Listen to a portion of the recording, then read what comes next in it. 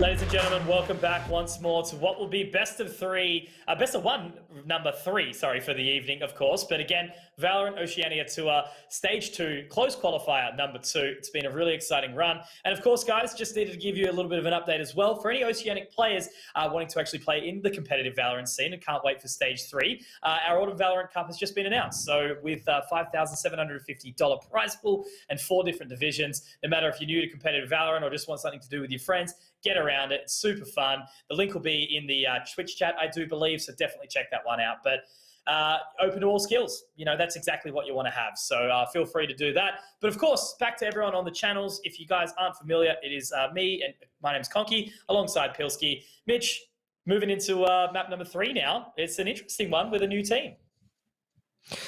Yeah, I mean, just to touch on the grassroots and things like that, you obviously do need your up-and-coming comps, which is where you see a lot of these teams come through, you know, your open qualifiers as well as those lower divisions. And I'd say one of the teams that we're going to get to set our eyes on here is probably one of those. I mean, all of them to some degree have definitely made their way through the ranks at one point or another, whether it be in Valorant or previous titles, and whether it be in this season or previous seasons of competitions like that Autumn Cup that they do have coming up.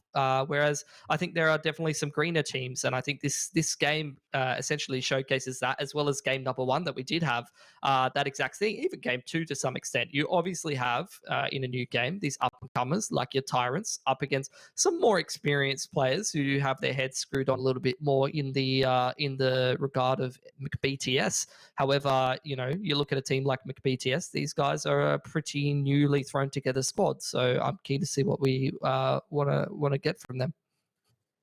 Absolutely. And yeah, the cool thing about McBTS is, you know, their first couple of matches that I did manage to commentate for them, one, they came out of the gates, you know, they looked absolutely dominant over another team in the region called Tilted, and then they move on and verse Order and get absolutely destroyed. So that's the thing, you know, about some of these individual players. They might be up there, they're all individually really insane at the game, but whether or not their experience, you know, together does reign true, and that's always going to happen for a new team. So without further ado, let's actually dive into those rosters and have a little bit of a look of who is in store. So the first up will be McBTS. God, that picture of Clutchy is so good. But yeah, of course, Clutchy, Zenkoko, Tenside, Sicko, and Maple. And of course, just for everyone watching along at home, I do believe the reason Andy isn't playing on this and Maple is subbing in is because I think Andy was like on a different team earlier in the competition. So I'm sure we'll be seeing him in another stage. Yeah, I mean, as far as substitutions go, not bad. I don't think you're going to be too upset to have Maple instead of Andy. They're both very proficient players, and I'd say that either of them is going to be more than capable of taking it against any of the teams in this competition. Obviously, you know, some pretty experienced heads in Clutchy and Zen, Coco and Seiko there. Tenside, someone who has played quite a bit of Counter-Strike and is now starting to dabble in a little bit of the Valorant. So that's always good to see some more people moving across and seeing which one they prefer and whether they can find success in either title. Yeah, no, absolutely. And Tenside's been a treat to watch, sort of, you know, flexing on that Sage, and, you know, Zenkoko's been great on his Astra. But look, really good roster, super solid. Just need to see it stick together and work out going forward. But Tyrant, that's a team that I've not actually seen a whole lot from. So I think they have played in some other sort of, you know, tier 2 or up-and-coming competitions with those open qualifiers and things like that. But it's going to be Orange Pearl, Pocket, Myth, Suave, and Marsh. I think Suave sort of more so on that Astra. I know Myth obviously picks up the Sova, and then I think Pocket sort of flexes around the Phoenix. So it's really an exciting one for me. You know, these kind of matchups are the opportunities where we do get to see those players and how they match up against some of the upper echelon teams.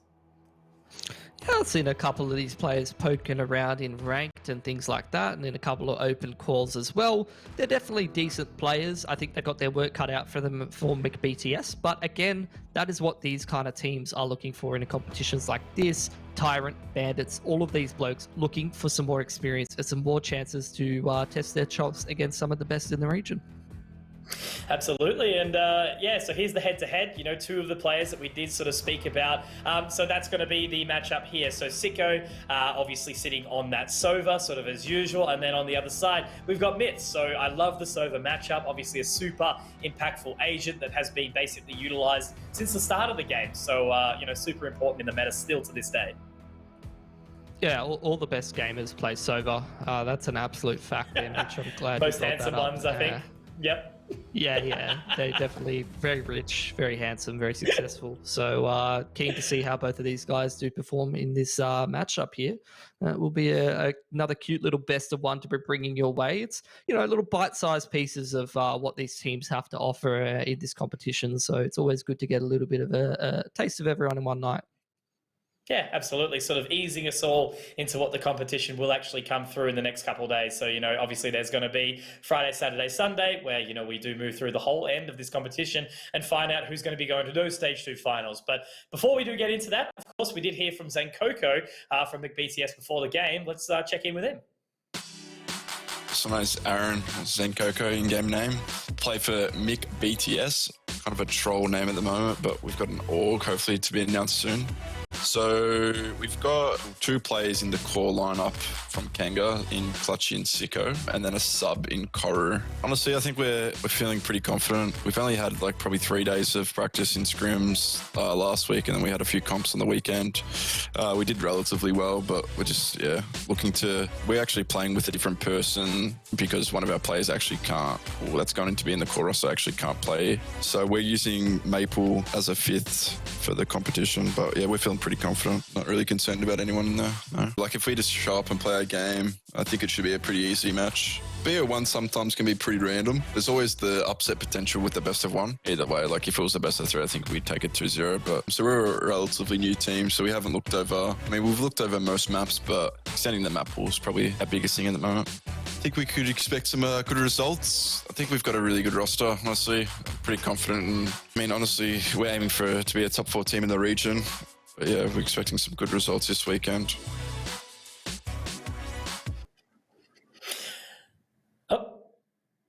That's all right. That's okay. Always good to hear from the players, of course, and get a little bit of an insight on actually how they're sort of going up and how they're feeling. So that's the biggest sort of focus to make mention of. Similar to what we've sort of seen, on Mindfreak, we've had Lakers swap out for Calth, pretty much like a 1-for-1 on the Jet. Very similar to tonight. Andy is the Jet player, obviously, of this roster that has sort of started to come together, and he's going to be picked up by Maple tonight. So another super sharp player, actually a WA boy. So I think he'll settle into the roster quite nicely and put up a good result tonight. Yeah, plus Maple's my dog's name, so I always got to support anyone called Maple. Cutest dog in all of OCE Esports. I think obviously we heard from definitely no contest about that. It's always good to hear from someone like Zenkoko. It goes back a long time. I remember even it's so many years ago that I was playing CS and he was playing in similar divisions to me. So he's someone who's definitely goes back quite a bit, has a lot of experience, and I'm keen to see how him and the rest of the roster do go through the OCE with this little mixed team. Haven't had too much practice, but always keen to see which one of these mixed teams that we do see come together from time to time actually go and achieve the goals they're looking for. Exactly right. It's which is the one that sticks, and knowing all 5 members being so good individually, it's just a matter of bringing it all together. But what we'll be seeing will determine, obviously, as usual, the map. So it's going to be Haven. Again, we saw some chaos, obviously, in the previous one between Direwolves and Tyrant, where Tyrant looked very dominant. Are we going to have something similar, Mitch? What are you sort of expecting coming out from this? Interesting that it keeps coming down to Haven, especially in a best of 1. It's another thing Zen mentioned. Look, let's be real. It's BO1s. Anything can happen, especially in a game like Valorant. I think there's a reasonable amount of variance, even in some of the upper echelons of scenes that are a lot more competitive than us. You see upsets regularly, in a lot of these competitions. You see teams take the upsets in best of 3s even. So a best of 1 on Haven, it's scary territory for any team. It doesn't matter who you are. One team's really feeling it, feeling really hot, winning a lot of pistols, winning some of these important rounds with, some of the variants that I was talking about with how ults come into play and things like that. It's hard to sort of predict an outcome, and you definitely need to be on your toes if you're the team that's considered the favorite.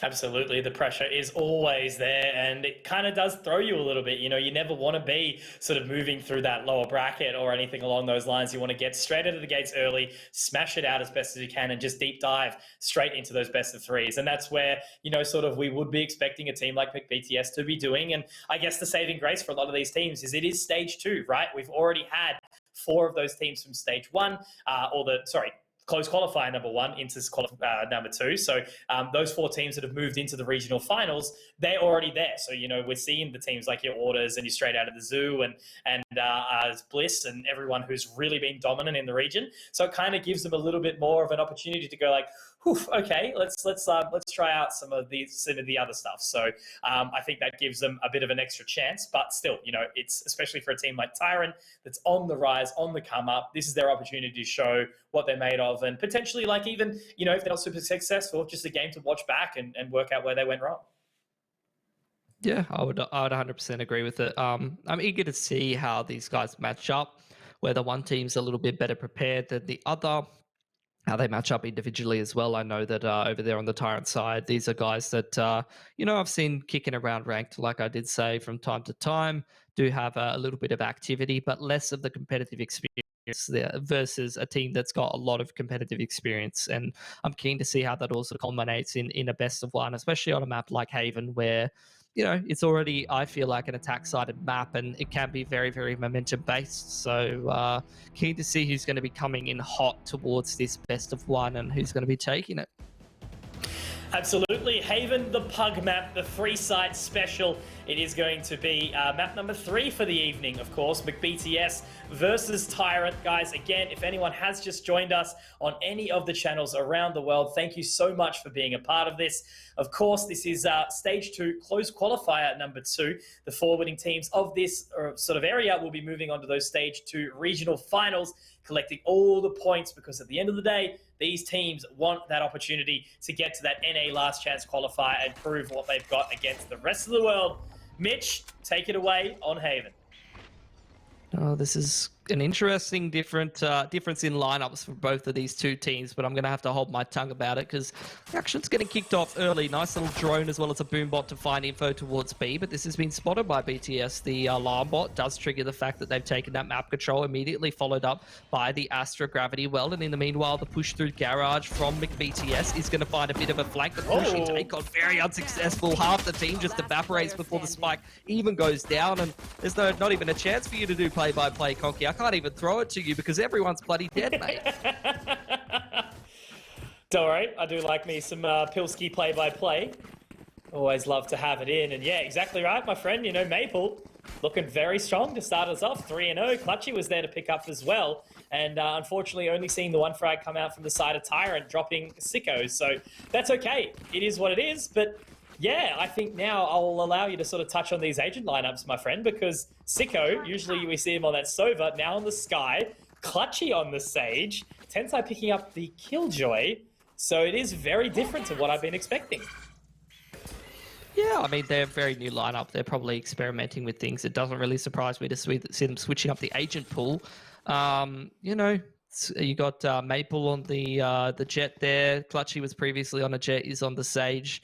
Yeah, it's an interesting mix of players that I'm sure will have the experience to make whatever work. I think that, you know, Sky for Sova is somewhat like for like. It's an info gathering agent, a supportive agent at the end of the day. Nicely supportive Gravity Well there from the Astra, as well as the Bird, finding some impact for sure from Sicko. And it's a pretty clean anti-eco here from McBTS.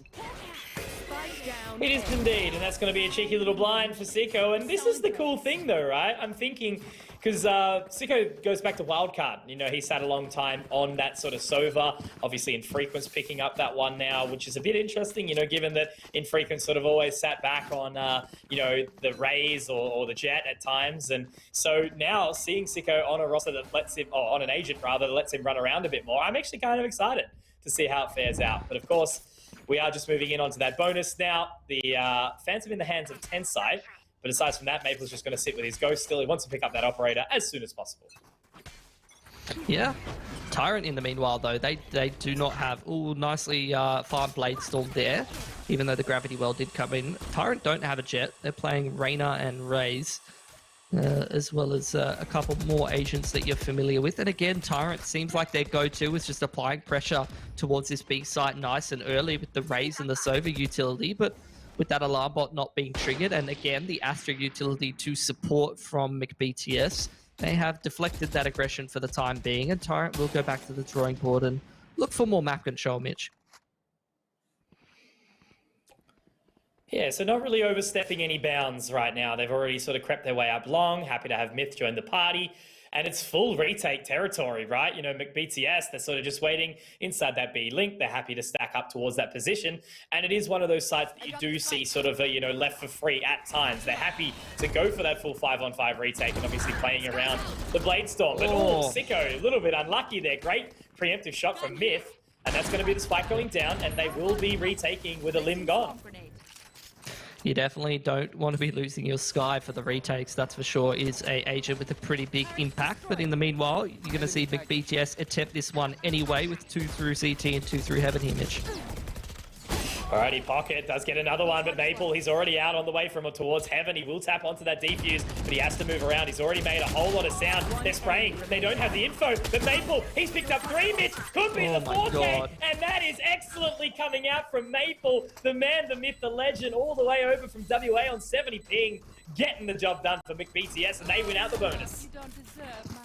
Yeah, man was doing some great work a little while ago. You know, that Demon team that imploded did have the man on it, and he was doing pretty good work for them. Up, man. I miss Ferg. I miss Ferg. Yeah, that's some WA love right there. I remember I was talking to the Nebula boys, and I told I can't remember how it came up. I think it's because Minimize is an IGL from WA, and he said, you know, I'm like Ferg, I'm an IGL from WA. And I was like, mate, you have no idea. Literally, all of those guys are so young, they don't realize Ferg was playing a fucking major in 1.6 when they were still literally like in kindergarten. yeah, literally. What, France over that way? Man was a mythical beast. You love to see it. The Maple, just on the other side, might be able to flick down and find a shot onto Myth. He will. He's actually going to re-aggress too. Going to try and force his way towards that position. Pocket. Going to creep on the way around. Tensai very sharp on that shot too. So this is looking nice and clean. You know, McBTS, they're not messing around right now. And they're just going to sort of float their way around the map. Happy to lock it down. Tyrant, yet to do anything. However, this is another buy round. They've got another opportunity. The good thing was, at least, you know, when they got given that opportunity to get towards the A site, they at least were okay on the post plan. It was just a big performance from Maple. So maybe, you know, we'll see something different shortly. Never going to count them out. Yeah, you do have the Raise Rocket available, and a lot of ults almost ready for Tyrant. So keen to see if they have some cute little pocket strats once those ults are available. Have some pretty big impactful ones on the Sova, on the Killjoy. They can make it happen. Nice little Skybird does give the info towards Maple that there are players over towards A, and he doesn't retreat. He goes forward. He knows that he can find the impact and find that opening pick with the Operator, because man is feeling hot. And again, Tyrant had to go back to the drawing board after losing that opening pick. I'm keen to see what their plan will be from the 4v5. And look at this from Sicko, already peeking all the way up towards that position. He's going to be tucked in the corner. Let Maple basically continue to hold that line and see if anyone does aggress accordingly. But I suppose with that being said, you know, Myth's crept up short. He will have the Boombot destroyed. But they're just going to wait for the time being. Happy with their control. And I think we may very well see Sicko pick someone off. Yes, we will. It'll be Maple. And that's his second in the round, Mitch. Yeah, Tyrant, they're just dropping like flies as we head down to 45 seconds on the clock. They're going to go through Garage. Clutchy's going to chuck a cute little wall up. Tensai's going to flank Tyrant. They just can't find a single out in this round until Marsh finds a pick from Gary Window, but they have no idea the flank's coming in, and it's a triple from Tensai because Suave's in astral form just trying to set up the execute, but they don't even make it onto the site, Mitch. It's absolutely brutal. Checking that one up top. 11-0. Maple. Looking very hot and handsome with that Operator right now, but yeah, just hasn't really had the test taken to him right now. They've just sort of got to chill and think out their sort of strategy a little bit more, Tyrant. They need to be confident to move as a unit, because I suppose, as you sort of spoken about earlier on in the competition, if you let a team, what is it, roll over and die? I think he did mention it's if you allow the team that is, you know, on quote unquote better than you, overwhelm you and just sort of run away with the map, that is potentially what could happen. Yeah, look, it happens quite often. Team with less experience, a lot of the time, does need the game to go well in the opening stages to have a chance. You know, a lot of these upsets, you see it go the direction of, you know, after you pick up those first couple of rounds, you just force the better team to respect you. However, as we've been seeing many times tonight, maybe the anti-ecos is where you can start to recover yourself, but seems like BTS is recovering nicely from losing that opening pick. The old blinded call. Maple does pick up another one though. Narrowly misses out the shot. Now they're going to have to have a cheeky little swing around it, and it's going to be 10 side to at least find out the round. So they have locked that one through. But BTS do pick up 6. And now we will see the purchase come back from the side of Tyrant. So hoping that they can at least keep their composure and sort of push forward. A couple of players really starting to have the impact that they do need, but yeah, man, you know, it's just good signs from BTS. I think there is a little bit, you know, more work that they're obviously going to get, but like, how crazy is it already that we are seeing the kind of synergy come out from this roster, right? They clearly all know each other's limits. They're setting up utility for each other. It's not just 5 sharp individuals going on a tear. Yeah, there's definitely some players who are capable of stepping into the gaps. That's what experience and playing at this kind of a level will teach you. However, it's where you get tested a little bit more that those cracks start to occur. In the meanwhile, though, worth mentioning, Tyrant have so many ults available to them, and one of those being the Raze ult, which does create an opener, and maybe prompts Maple to push a little bit past his means as he is punished by Orange Pearl, who grabs himself that Hunter's Fury. Zen, with a nice timing in middle, does take out Marsh, and in the meanwhile, C-Site's been secured by Tyrant, and that's a very important pick from the Reina to just get their boots on the ground in the site and set up this 3-on-2 post-plant, but it's not completely done just yet for Tyrant. And they're all sitting in the same location, so sort of towards that cubby. Zenkoko, not actually sure if he spotted out that member, but the gravity well is there over towards that situation. The Aldron's going to come out, but it's going to be Suave to actually find him in this scenario. Sicko looking to clear out Garage. He's going to drop his way in, still confident, looking to go for this one. Obviously, the Seekers are a long way away. Was expended earlier on. Recon Vault will go over the top, but right now all Sicko can really sort of do is just try and hope to find some damage. The time is ticking. And they're still setting that utility over the top. Will he clear out the left corner? He will, but it's not going to be enough. Suave's going to find it, and that's an opening round on the board for Tyrant. Great picks, great trades. Yeah, just good use of the ults. The Raze ult finds the opener and creates space on the other side of the map, prompts a bit of a push, prompts a bit of a rotate, and those are the kind of pushes that Tyrant did a decent job punishing. Obviously, there was a few gaps, and things got a little bit messy when they lost that mid-control, but after all said and done, they get the round done, and they only use 2 of their ults on the way through, so they're going to be quite happy with that. They still have access to the Cosmic Divide and the Killjoy ult, so let's see if they can continue using these ults to great effectiveness, because it's already got them their first round on the board. So Maple changing up the position again, holding up towards the top. They're not going to destroy that, Leah. Happy to just sort of wait for it to see if anyone does face Indeed, but it's not going to happen. So once again, it does appear that BTS are pretty happy to play quite a heavy stack towards mid, you know, try and lock down that B site. Happy to play the retake a little bit more so over towards A and C. But Pocket, he's going to pick up another, unfortunately. Oh, no, he does in the end. Managed to get the old heal on the way up to that Reina. No. And Clutchy, though, gets the trade. So at least it's a 1-for-1. Never mind. I'm stopped. Myth gets one onto Maple as well. Yeah, this round's getting messy. Zen under a little bit of pressure towards B, and he gets 1-for-1 as well. So great trading game coming out from Tyrant, and they pull these rotations across from McBTS. Clutchy going to chuck a wall down, and he clears out all the middle, establishes that there's no one on that side of the map. Unfortunately, the over-rotate towards C is not the correct move to be making as Tyrant get boots on the ground in towards A. They could set themselves up in a nice little post plant, but with the spike not going down yet, there's a little bit of extra time for McBTS to make something happen here. Clutchy still a long way away from that res, but does have the heal almost available. Good use of the guiding light. That's going to allow the first frag actually to be found. And now the information also gathered. Will Sicko be able to get it? Not quite. Clutchy did have that heal available, but unfortunately not going to be able to use it there as Orange Pearl will collect. So now, finally, Tyrant sort of getting a little bit of momentum behind them. They've got the money in the bank account now. And with that second round, they've still got the ultimates available. Of course, the Cosmic Divide, the Empress, the Lockdown. It's all ready. And McBTS, they've got another purchase in the back pocket, but that does take Maple down to 0. They still should have some more behind them, though. You know, the Blazestorm is there if it's needed. So I'm not feeling too scared just yet for McBTS. And Tyrant need to take advantage of these next 4 rounds on the attacking side. Yeah, we'd definitely like to see Tyrant make better use of these ults that they've been holding for a while. That's a cute little combo that we've seen used to great effectiveness overseas many times. Gravity Well and the Raze Nade is pretty disgusting to be a victim of. Double Cosmic Divide is ready on both sides, so could see a really gross interaction there. As Marsh does not find very much info towards Sewer. Clutchy sitting on top of his wall. It's just going to be a contact through long A here. Seiko's got that one checked from Sewer, though. They might lose a pick pretty early here, but that is a beautiful over adjustment from Myth there.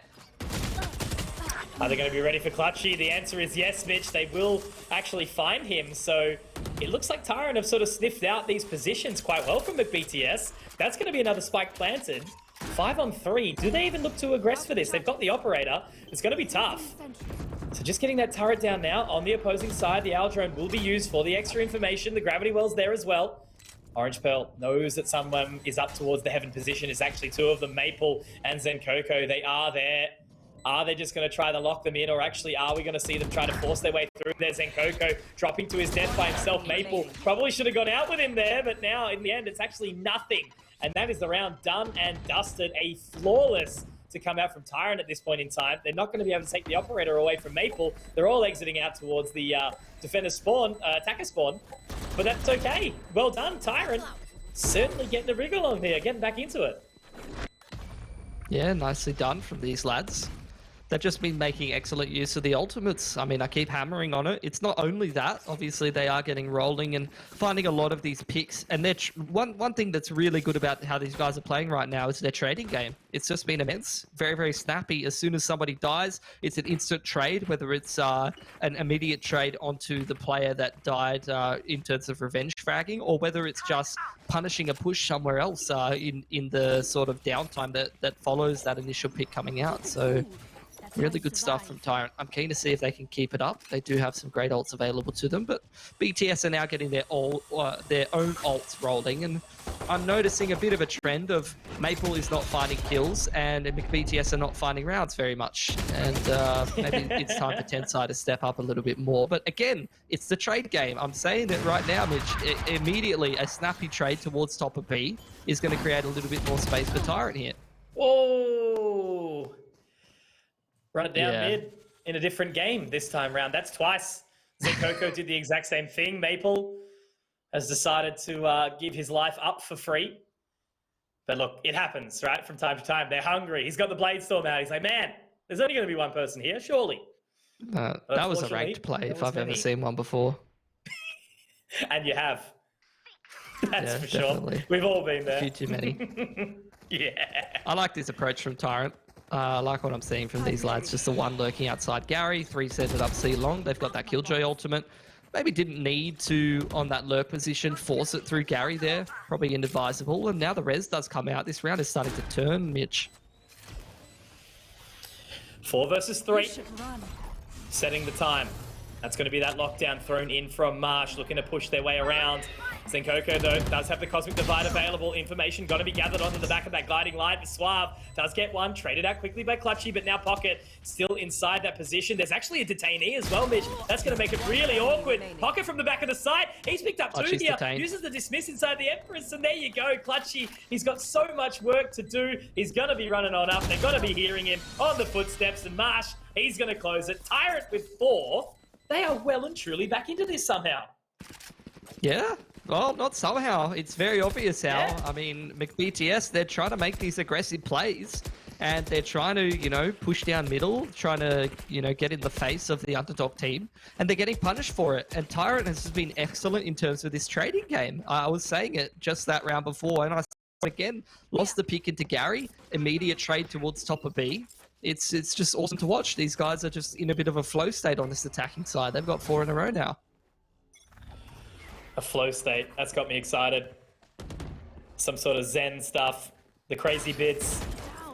And that's I guess where you need to be though, right? BTS, they're trying to make a standard. They're trying to show that they are actually, one of these really solid teams in the region that have the potential to upset some of the real greats that we've got going around. And it's going to be a great use of the overgrowth for the time being, but now Marsh just waiting, seeing if there's going to be that aggression, and there it is. Clutchy gives up the go. Oh, what? Ooh. What a dirty shot, Marsh.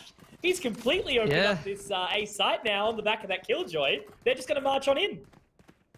Yeah, sharp stuff, just holding down the flank. Maybe would have Would have made me a little bit less nervous if he didn't have the spike all on his lonesome. But, you know, we'll just not mention it. He's going to put that down now, and he's going to get one closer to his Killjoy ultimate. And we're all going to forget about it, as Suave is now the man holding down the flank to great effect. Guiding Light to come out of heaven from Sicko, but Tenside not going to be able to spot out anything here, unfortunately, just all on the Sicko in this 1 versus 5. This is very much looking like it could be a 6-6 scoreline right now, but BTS, they've had absolutely no answer.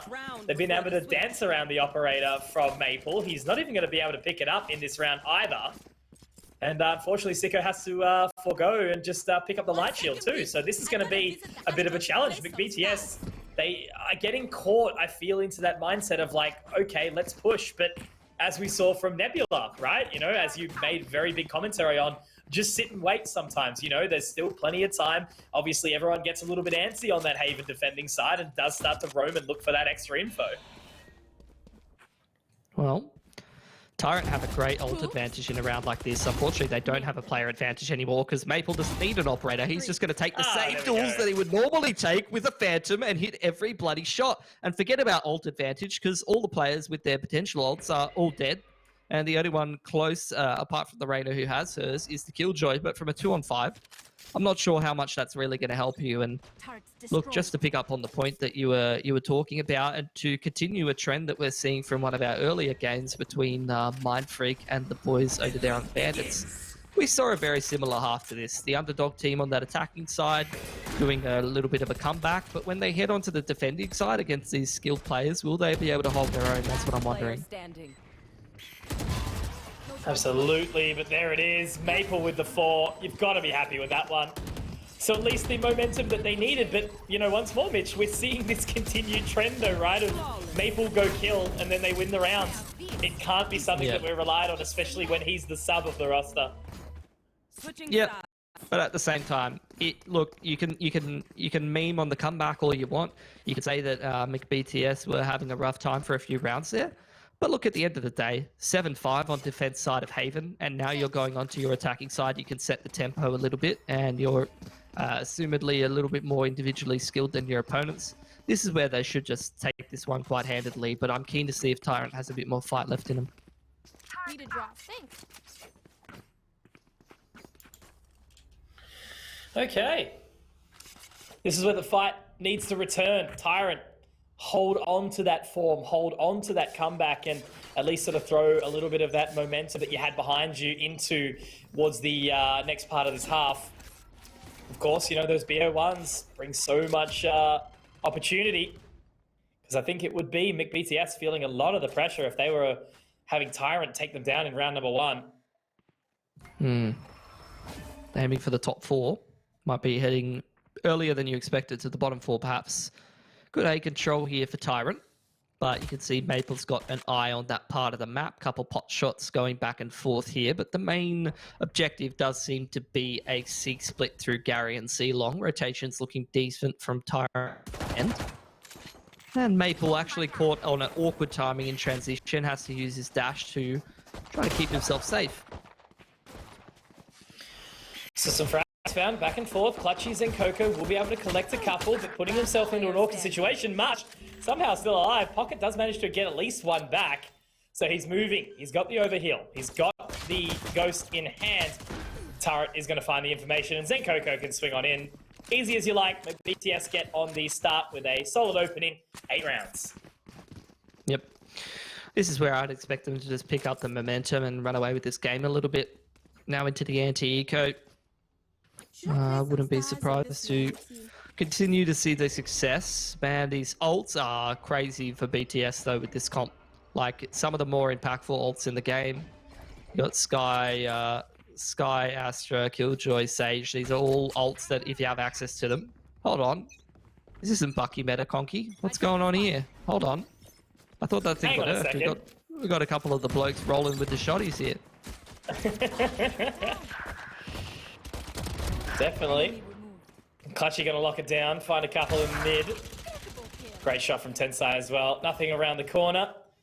So pressure's on, I suppose, to Myth here. Walking down that line, gets spotted out as he does reposition.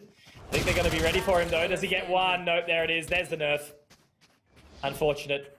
And that's going to be the side found. Pre-patch. He would have. Oh, God, yeah. Do you remember how bad it got? I don't... Oh, dude. It scared me. It was gross. Disgusting.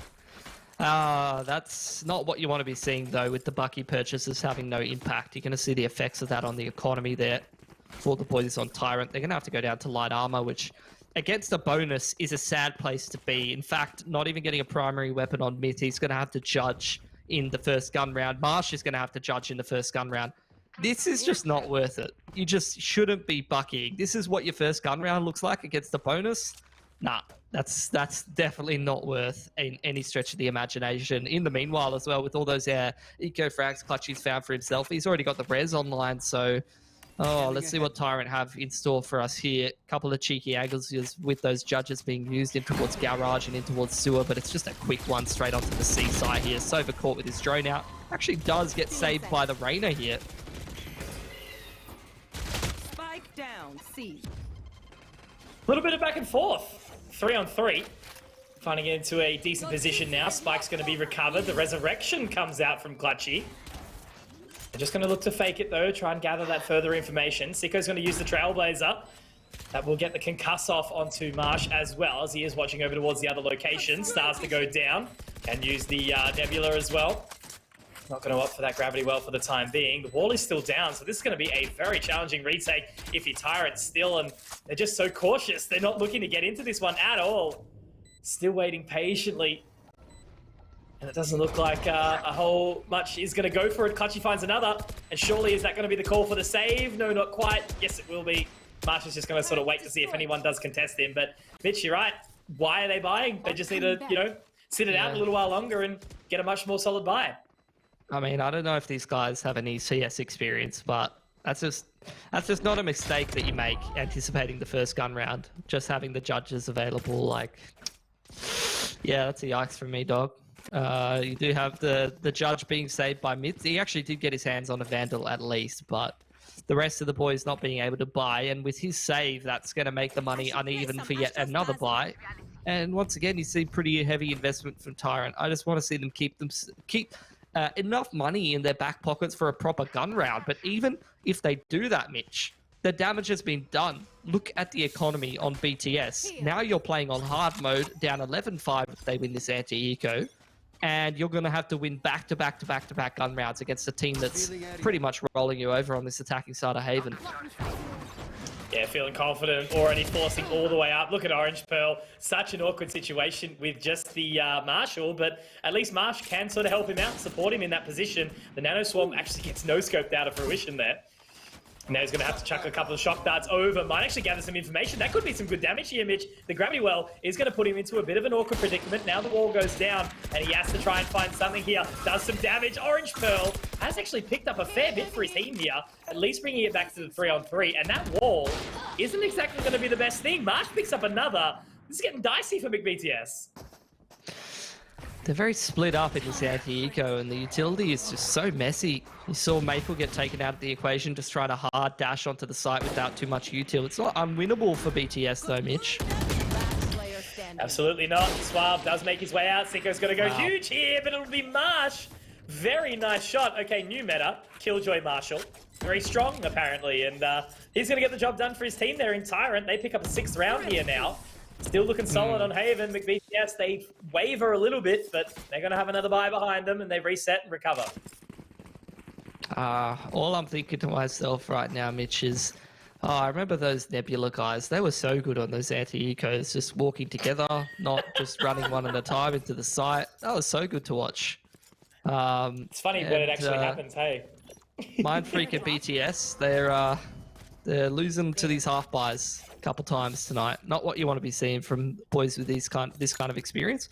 Maybe getting a bit overconfident against these underdog teams, not taking for granted that these guys actually have some real great aim on them when it comes down to the Marshals and the Sheriffs. Just give them a target to click on and they could do it.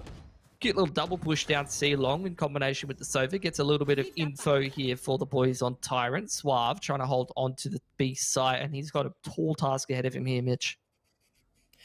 So funny. I was just thinking to myself, you probably casted enough Asian CS to be ready for these kind of buys where, crazy things sort of happen. But Suave, he's doing some crazy things right now. Speaking of that, look at that right there. 3 big frags found from the Astra defending the site now. He's going to even look to reposition. They still do have the spike in the hands of Maple, but that is a very, very big statement. Pocket's going to be able to pick up one more. Not quite dropping the spike, but Suave, he's looking good. Might be able to take down Zenkoko here. You'd be very happy with the 4K, but never mind. Does go for the opposing sort of pick. Now, how do they play this? They are still split up, but the opportunity is given to Myth, and he's going to swing on in, dropping down the side of McBTS. 10 rounds still. Tyrant, though, closing the gap, now up to 7. I mean, unfortunately, you know, there was one very big weak spot on the map there from Tyrant, which was that A site, complete retake. They were triple push down C long, and they had 2 towards B. And BTS just decided to go into B, which, look, they had their opportunities there as well. If Suave chooses his timing wrong there, he goes down for free and that round's over, but he comes up big for Tyrant, gets himself a 3K, and now he's put a fair amount of economic pressure on BTS. A lot of ults coming into the fray now as we head towards this round. Got the Killjoy ult and the Cosmic Divide for Tyrant, as well as the couple of big impact ults on BTS, which could be quite good on some of these post plants, but the Seekers being used to just create a little bit of space, and so far so good this time around. No dropping 3 players on the entry into the B site, and McBTS are actually going to push deeper past the wall and try to find a little bit more control into B as they establish that spike. Yeah, definitely much more space created, and that's shown there by Maple to pick up one. Clutchy to get another. Doesn't actually overextend either. Make sure he gets the reload down. Doesn't destroy the Leah, but it's Maple there to pick up 3, and now he's going to find just Orange Pearl, and unfortunately, he's still such a long way away. The Trailblazer surely going to spot him out shortly, but in the end, he does choose to fall away to the site, and that's going to be a save. So McBTS, a much cleaner round, looking to not just sort of, you know, funnel them way through one area. That's what they got to do. They've got to still fall into that play, whereas if at least they move as 2, 3, 4 players up towards the side, they are the better team. So they need to push in that regard. Tyrant are getting really good opportunities, but it's rounds like that where McBTS reign true. So 11 rounds will be secured, still 2 more for victory. Tyrant still with opportunities in hand as they've still got some okay cash. Maybe Maple doesn't, maybe Myth doesn't have enough, but we'll see. I mean, as well, just seeing that from BTS is like the hallmark of an experienced team. Just getting completely shut down by 3K on a certain setup and realizing, let's just do that again, because I don't think that round boils down that way most of the time. You know, Yeah. Old mate just went pretty huge there. So this time it'll definitely work, and they were 100% right about that. They just throw the exact same play at Tyrant, and this time much more effective. McBTS now looking towards the C side of the map. Great little tag from Orange Pearl should net him the frag onto 10 side there. So a man advantage for Tyrant here, who could potentially cause another cute little upset on a round like this where, you know, they have a fair amount to work with.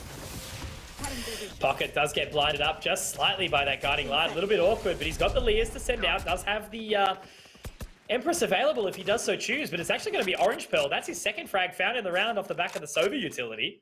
And it does send McBTS packing away from the C side for now. Yep.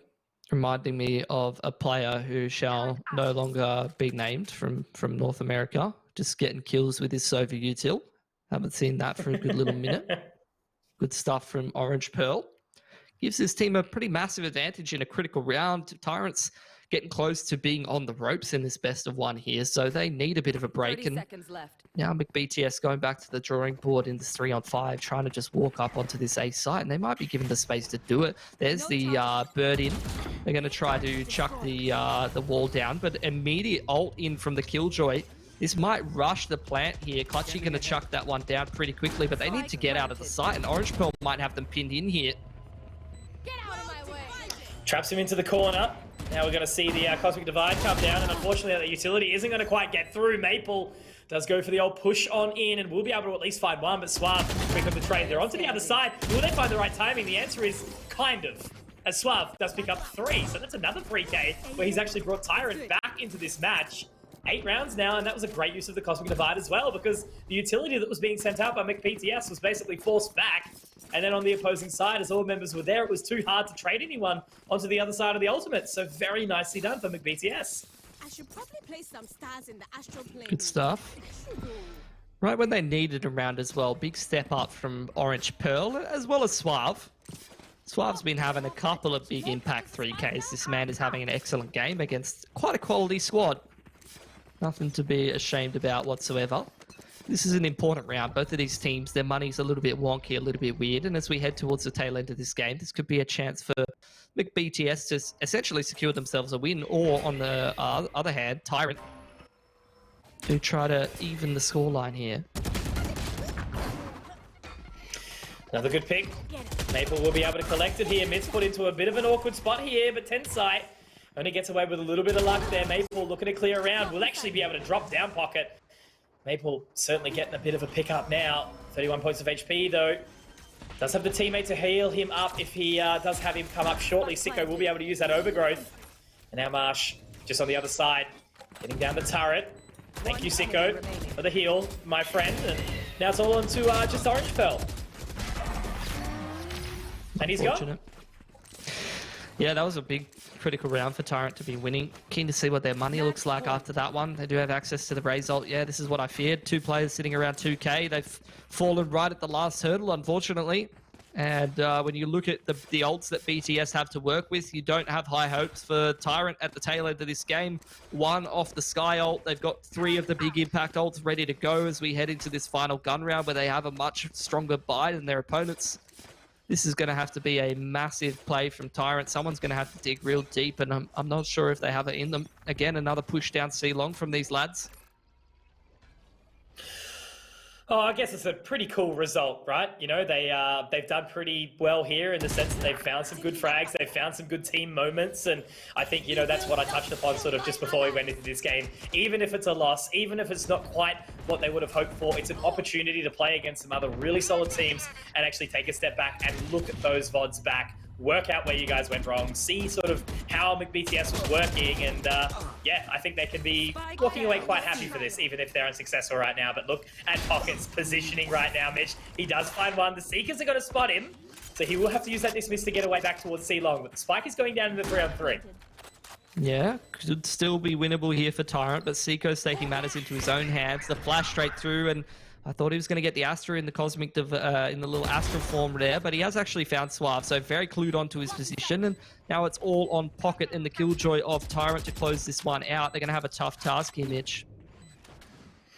Absolutely, the Cloudburst to sort of isolate the position now, and as they do start to try and come through, Maple just making quick work of them, but I've got sort of some thoughts for Pocket right now. Pocket could do something huge, Mitch. This is a 3K already, but look at the repositioning from Maple. That's so smart, getting his way into the cubby. I don't think there's enough time. He doesn't quite find the frag, but that should be the round done. Maple has played that to absolute perfection, despite the valiant effort from Pocket. But there we go, Mitch, another match that does go the way of sort of, I guess, the more so favoured team in this regard, as we do see McBTS drop it out 13-8. Yeah, not too bad of a result, especially considering they had a little sub, a little stand-in coming in. They don't have too much prac under their belts. Good to see the Tyrant boys, just like Bandits earlier on, couple of up-and-coming players in OS who are grinding and making their way through open qualifiers and, you know, getting some decent rounds off of some more experienced teams. So I'm keen to watch their improvement and their trajectory as a team as we move through competitions like this one. Yeah, absolutely. And I think, you know, maybe that's a bit of a wake-up call for big BTS. As we said, can't really delve too hard into it, given that they aren't at that full 5 roster. They still got plenty of time to work and obviously build each other's sort of, you know, confidence around each other, because we did see it, right? You know, there was plenty of early on rounds where they sort of did seem like they had a bit of that team synergy, and it was only really the rounds where they kind of like got a bit overconfident, pushed down wherever they didn't sort of need to, try to find those frags and other things along those lines. But yeah, I think, you know, as you perfectly mentioned, great job from Tyrant, sort of trying to get to that position. And also, guys, we are just waiting for an interview. I do hope that we will have Maple come in shortly, but we'll give it some time. So I guess, you know, on that sort of notion, is there anything for, like, you know, your words? Obviously, you've been around as a coach and a player and things like that. Do you have any sort of kind of comments that you could give to a team like Tyrant that obviously are still in the competition, but going down to that lower bracket? I don't know. To touch on the first point, I can just go grab Maple if you want. She's just in the other room, and I can bring her. And she probably can't speak so great on the mic. Either way, though, in terms of the teams that I'm seeing, you know, they got a fair bit to work on. A lot of them do have certain aspects of the game down really well, but they just need to work on their game and make it a little bit more well-rounded. Definitely don't be ruining your economy right before the first gun round, though. That definitely No doesn't buckies. go well in most games. No buckies. Well, we do actually have a separate interview, and I'm not going to complain about this one. We've got Zenkoko on the line. Aaron, my friend, how you going? There was a little bit of chaos in that one, but you did get through in the end.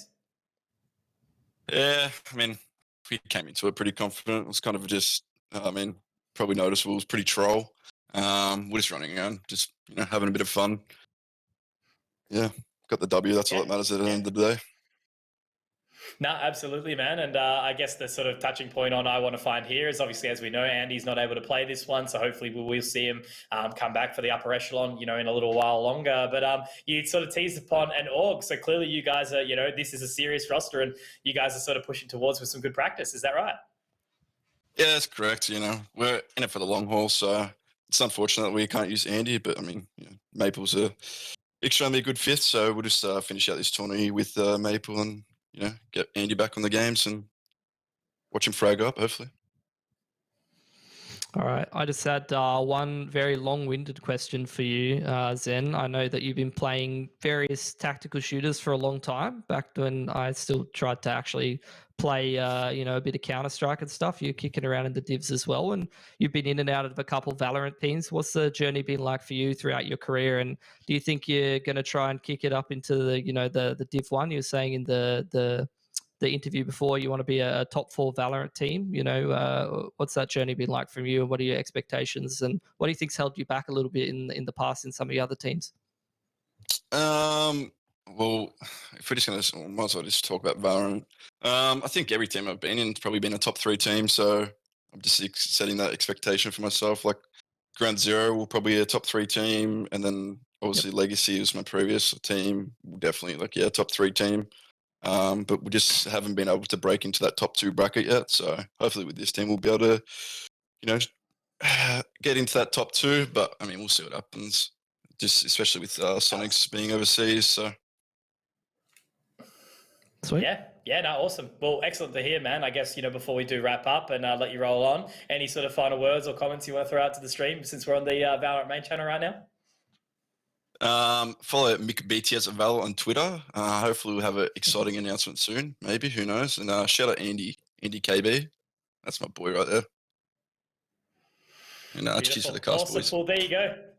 No dramas, my friend. Thank you very much. I obviously did get to hear from Zenkoko there. So, guys, thank you again. It's been awesome. We're now 3/4 of the way through. But, of course, that does mean that we will have one extra match around the corner. That is going to be Mook Team versus Paradox. So, again, don't go anywhere. We'll be back in just a few minutes with the next game.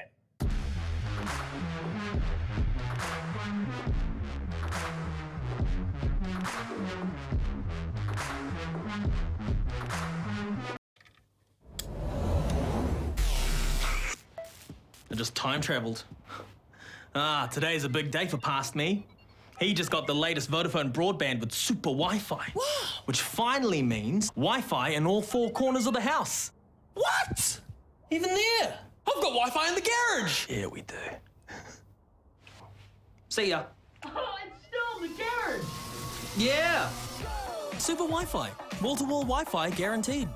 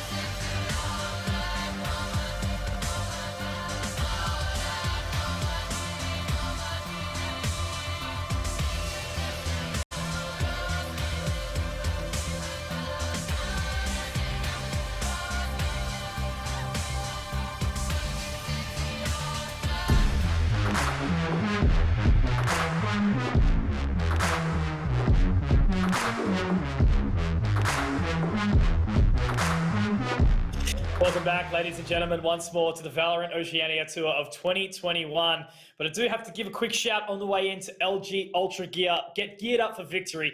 LG Ultra Gear is a powerful range of gaming displays integrated with high-performance functions to offer enhanced immersion for players in any gaming environment. With beautiful ultra picture quality, LG Ultra Gear displays provide smooth motion with reduced stuttering and fast HDR imaging thanks to the latest syncing technology. So again, check out lg.com/New Zealand for all the info. Guys, we are back for what will be the final match of the night. Of course, it's going to be McTeam versus Paradox. And Mitch, what are your sort of thoughts on this one? Like, I have known McTeam been around for a while, but they've had so many different changes. It's like a mates team, who knows? And Paradox on the back end, they've sort of been, trying to put in some extra work.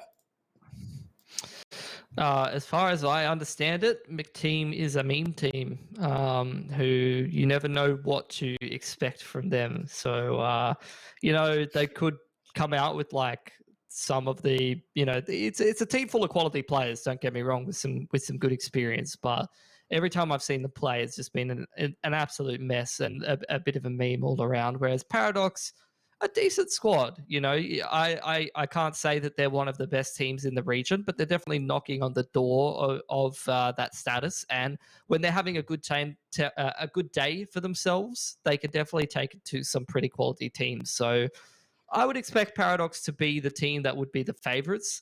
But when you combine a team like McTeam's antics with a best-of-1 format, you can't really make a prediction about who's going to win no matter who they're up against, I feel.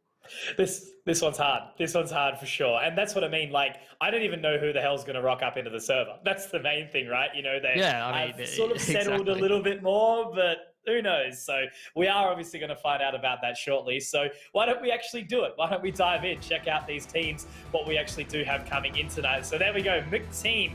It's going to be Jamie, Andy, McEgg, Dinky, and Pears. Okay, so no Exile tonight. It's just going to be, I think, not sure exactly who swaps out for each of them. But anyway, regardless, it's not going to matter. I don't actually really know what these guys sort of do too much either as well. I know, I'm going to be expecting Dinky obviously on a duelist of some form. I know Andy, being back from his AWPing days, is going to be picking up that jet. And Pears, he's a Super Chump player as well. So honestly, don't know, don't care. Just happy to sort of be watching these guys because I know it's going to be a fun game. That's all I know. Yeah, we've got a lot of players with a fair amount of experience. I think, we've seen a lot of these guys kicking around the CS scene here and there, and obviously they've been playing Valorant seriously, for a while. So they definitely have their head around the game.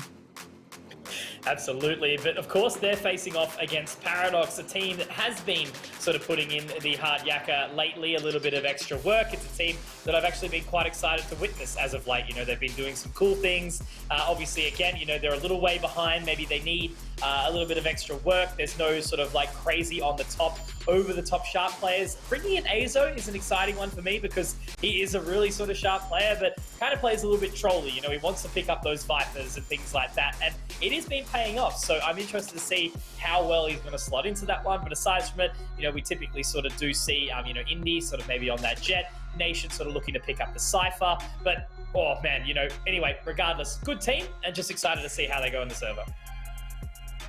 I think from what I've seen, I think it's usually exempt on the jet unless I'm wrong about that, and it's changed up recently. And he used to be doing pretty decent work. I think across the board, it's a decent squad of decent players. I think the standout just has to be Nation, far and away. I think this guy could actually be on a top team in Australia if he was given the opportunity, and he always delivers every game.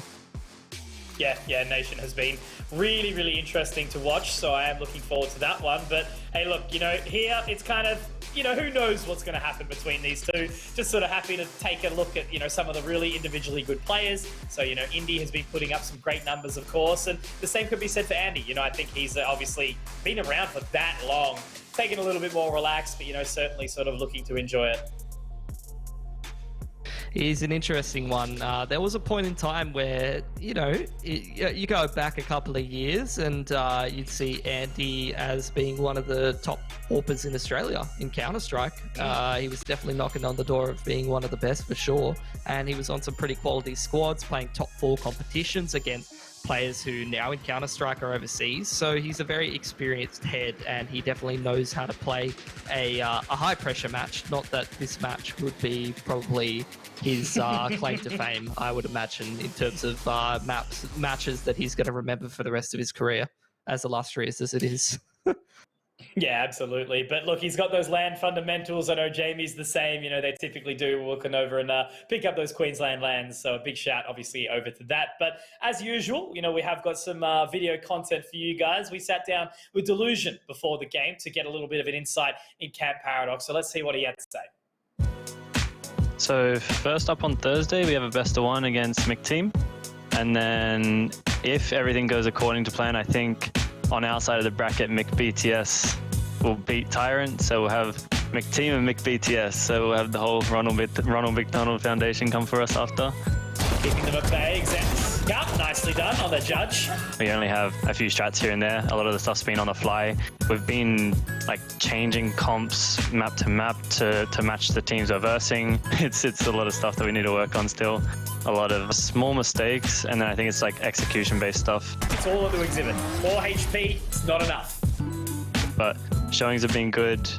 We have a coach in now. We got Vonti. He came in, he's helping out a bit, and we've got a manager coming on board as well. So the roster's fully forming, the team's fully forming. We just need to get the structure and everything behind it now. He's actually going to be spotted too.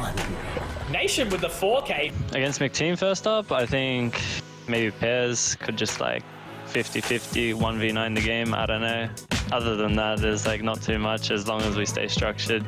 Obviously, there's people on the roster that have the potential just to go huge, so as long as we stay structured, we'll win. Even though it's only been 2 weeks, we've played every map. We've been like trying to get ourselves onto every map on purpose. We played a lot of blind the first few days, trying to get used to it, and then it just like got into a spot where that map is just... That map's a little weird. Right now with Astra Viper, playing that map the right way is sort of annoying. So depends who we verse. We've been banning that. We're comfortable on everything. I think T-side split needs a bit of work, but we should be good.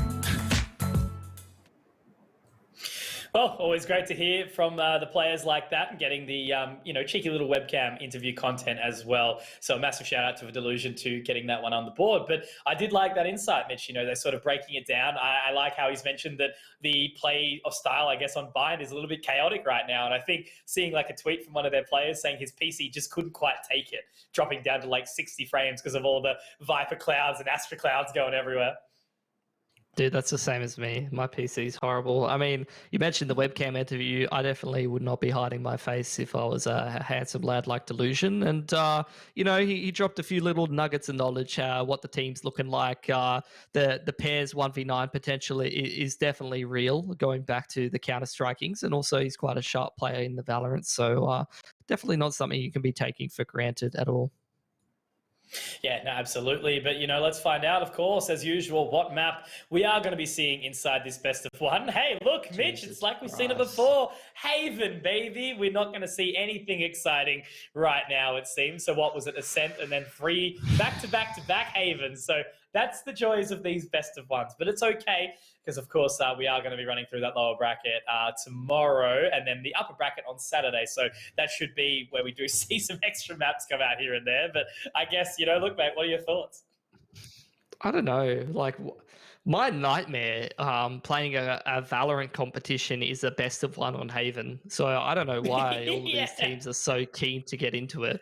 Like when I was like for the one competition or whatever that I was playing, my first ban in best of threes was Haven. Just get rid of that map. I never want to touch that map personally. But now it's the choice of all the lads here in the best of ones today. So you know what? Why not? We've seen. I feel like every game's been reasonably good on Haven, so can't complain too much to see another one. And you add McTeam playing into all of that. It should be an interesting one. Keen to see if Paradox can 1v2 the Ronald McDonald Foundation, as Delusion put it. It is funny as well because the whole thing is right.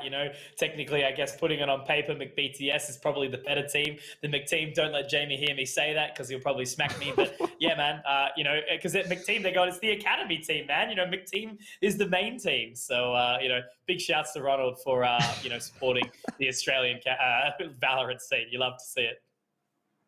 Yeah, Macca's is obviously a staple of Australian culture, so it's great. First of all, Overwatch, now random Valorant teams that change their roster every 2 weeks. Where will we go next? Taking it off across the board. So look, obviously we will be getting into that one shortly. I do think there was something said about how a player was taking a little bit of extra time, so I will bring that one over across to me. Okay, so it does look like we're actually having a sub come in, which is fair enough. So I'm going to out this person. Andy, if you're playing into a competition, do not uninstall Valorant before the competition, my friends. So that's what's happening, everyone. The game wasn't installed quick enough, so we're actually going to have Relapse come in to pick it up. But I do think from memory, Relapse does pick up the Jet, so it should be a pretty easy one-to-one transition. So look, there's been too much happening right now, Mitch. We're just going to run straight into the game right now. Let's dig in once more. I feel like I'm repeating myself over and over again, but Haven. It is going to be the map, the 3-site special. And once again, I remind everyone watching along at home, thank you so much for being a part of this journey tonight. It is stage 2, closed qualifier number 2 of the Valorant Oceania Tour. 2021 has been a wild year. All these teams are running for the North America closed last chance qualifiers. Let's rock and roll. It's the McTeam special. How can you prepare for a team that doesn't even know who's going to be in the server when you're playing against them? It's impossible. It's their greatest strength. And it's coming in yet again. You love to see it. You've got, oh God, I'm not even going to try. You got Pears and Co. in the server for McTeam. Keen to see if they can... Yeah, you never know. You never know. I'm never going to be saying Sova's name. That's not going to be happening. Little iffy on the Astra name. Oh, that's gorgeous. The Breach and the Jet combo, as effective as always. You are right. It's Indy on the Jet. Initial flashpoint into the dash. The flash and dash combo, effective as always. Not to mention the double up from Indy, who's just taking control of the round by himself, and he's going to dash out of danger after pretty much winning the round for Paradox. Gorgeous. Gorgeous, Mitch. Right, I'm just going to remove the Mook and just roll on with the individual names at the moment. So that's Mike. The Astra. Nice to meet him. And Exempt will take him down. So that was extremely clean to come out from the side there of Paradox. Nice and early to take it on. Yeah, I was expecting to see so yeah, Eric, Exempt. Shane, Mike, Pears, and Relapse. We're going to go with that, all right? Ah, yes. Yes. All of them have their real first names, of course. Yes, correct. Yeah, I was expecting to see Exempt on the Jet, but Exempt is now on a Raze and Indy's on a Jet. And if Indy's going to keep doing that on the Jet, then why not? I'm happy to see it. Gorgeous. Alrighty. Into the anti-eco for Paradox. And so far, so good. Nation doing what he does. Usually on the Sentinel, I guess he's going to be on the Astra, as Paradox has chosen not to run a Sentinel on Haven, which it's an interesting one. It's something I've thought a little bit about, but I've always come back to the point of, yeah, but this map is like Retake Simulator, so why not make one of the sites that's going to be a little bit weaker, easier to hold with a Sentinel? I don't know. Stylistic differences. So moving on in, Indy wants some more frags, and he's going to be able to get them, actually. Azo will be taken down, has to reload. Good use of the tailwind to get on out, but it's going to be Delusion to pick up. So Relapse will be able to take down Indy, but Delusion is there to at least solidify. So another relatively easy round for Paradox. That means they're going to be moving into the bonus very happily with an Operator. Okay. I don't mind it. I don't know about that. It's definitely... I think I prefer to see the Blade Storm than the Op in round 1. But against the lineup that you're seeing from McTeam, it might not be too bad. Okay. Swapping it over to Azo so he can use the Blade Storm. I have so many questions. I have so many questions. It's a retake Breach on C. and then a control from the rest of Paradox. They've got some decent control. Drone through from Eric. Does get a tag on the Sova, but they haven't cleared Exempt, who's up close, and he is the main man who could do some damage here, but he's been cleared by the drone, actually, and the Astra utility keeping him safe for the time being. An absolute mess of utility going back and forth, and it's looking good for McTeam to isolate this player, I think. Okay. So Eric with that opening pick, Nation, does offer himself the trade. Mike just on the other side. I don't know if he's actually going to be ready to spot out Delusion on the other side of this nebula right now. Will dissipate, so at least going sort of back to normal. But still just sort of buying that time. 50 seconds, 4-on-4. Plenty of time to work with. Sova's not been cleared, man. Just waiting. He's waiting for his moment. Just back to back with Mike, who's in the Astral form, the 3-man contact up short. Nation's ready to receive. Is that a sound cue? Does that make a sound cue? I actually don't know. I should know that. It's not going to matter because unfortunately Delusion can't quite find anything there in that situation. It's all left on to just 2 members here. Indy going to try and make his way through with the Blade Storm, of course. Again, you know, this wasn't exactly the best purchase decision in this situation, but at least Indy can find one. And now Azo just sort of has to sit there. The breach operator, not exactly the meta, from what I can understand. And he's just going to sit. I don't know what CT, happened that sort round. of start to walk away. Yeah, just chaos, really. I don't know what the decision was with that purchase heading into the bonus. It's just a bit of a head scratcher for me. An interesting round, just you two flying back and forth with the contest over A long. After all said and done, McTeam end up with the round for themselves, and look, the Jets still able to hop onto that operator next round, so not all is lost for Paradox, who do lose their quote-unquote bonus. I'm keen to see how the economy breaks down after all of that said and done. Obviously 3 players can buy. Azo can buy as well after saving himself the op, but if he wants full of the flashpoints here, we'll have to forego that primary. Goes down to the Spectre in this case. In the meanwhile, McTeam, Blade Storm available for relapse, but he's going to go ahead and buy himself up a rifle as well. So this is an important round. Both teams could be financially having some issues. Take flight. Push down C long will be spotted out by the Sova drone.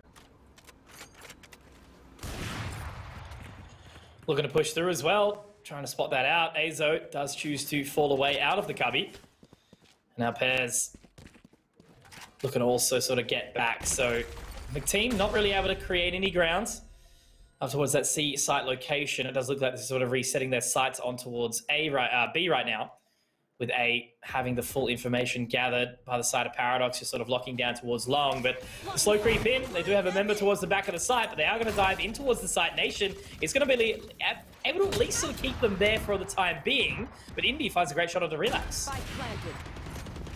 Yeah, 2 picks going the way of Paradox, and a third as well for this spike. Post plan can really be set up, and I'd say that's probably just going to be McTeam dead in the water here. A easy as you like retake from Paradox, not even contested except for 1 frag from Big Mike. And that will mean that McTeam is probably pretty broke heading forward, and Paradox will be back on top. Got it done. I do sort of have a bit of a feeling, right? If there's not sort of the individual pop-off from Pairs, and we're not seeing that just yet. He's 0-3 for the time being. Shane also hasn't really done much. I'm going to...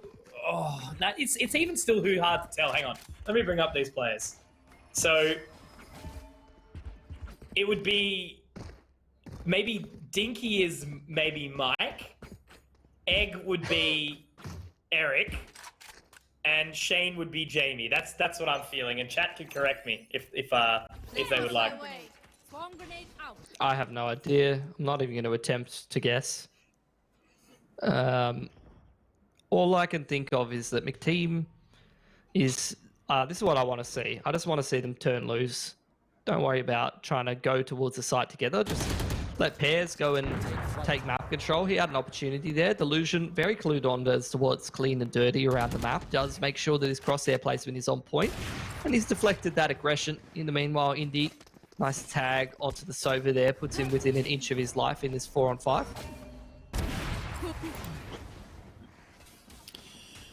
Indy picking up a good frag there as well. So at least in that situation, just on the other side of the Nebula.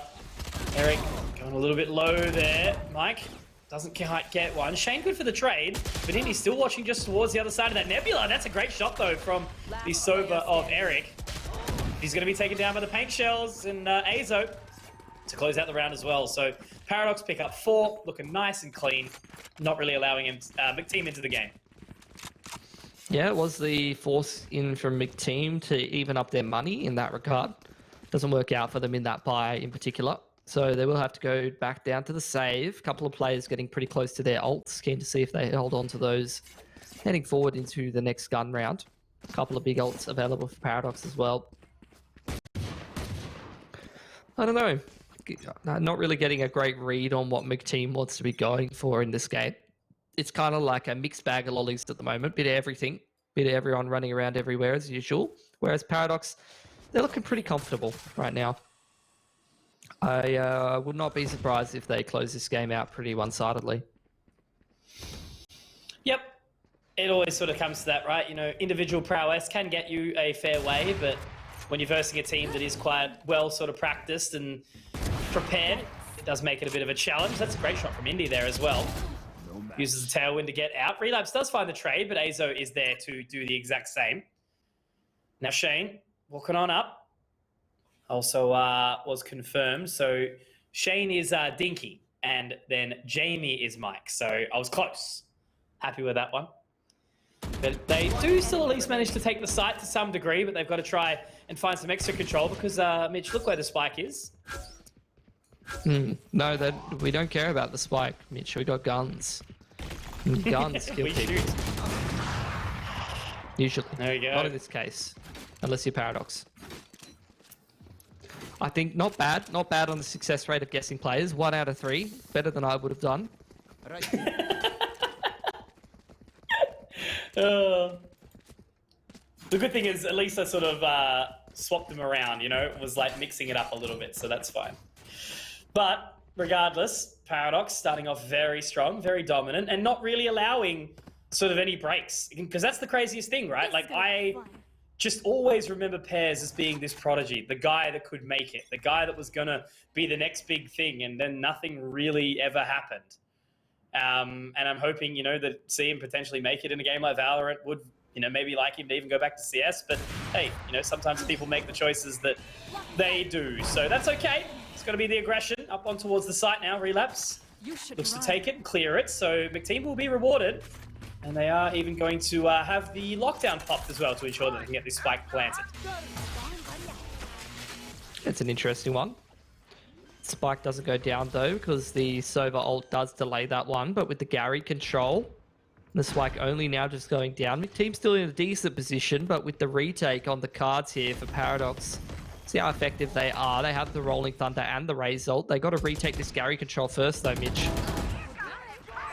Exactly. Shane does manage to find one. The Rolling Thunder from Azo does start to come out now onto the other side. Shane has actually picked up 3 here. Will be taken down by Delusion. Delusion gets a couple of his own.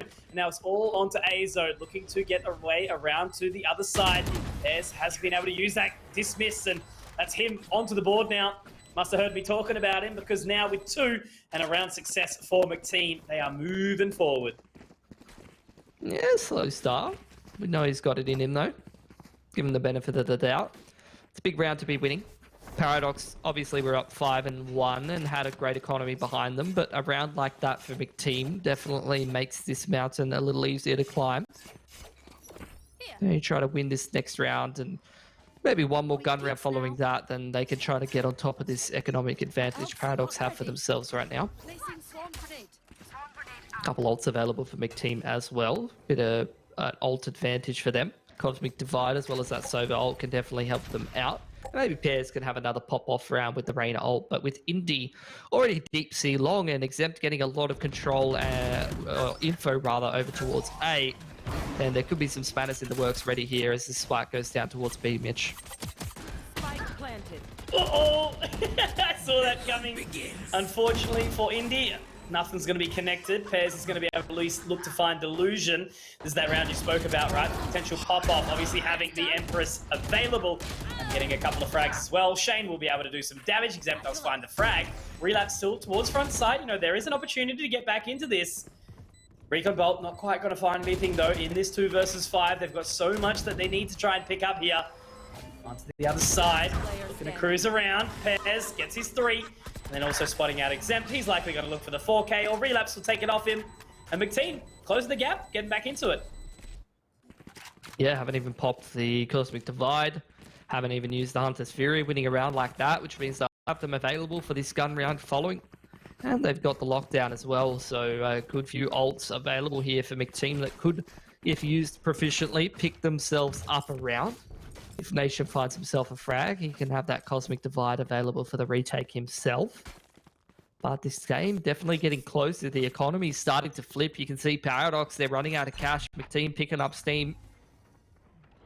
Unintentional rhyme. Different look from Paradox though. The push down middle on the contact completely catches Pairs. He's got no bloody idea. And Paradox just find themselves an easy as you like 2-man advantage and get out of dodge.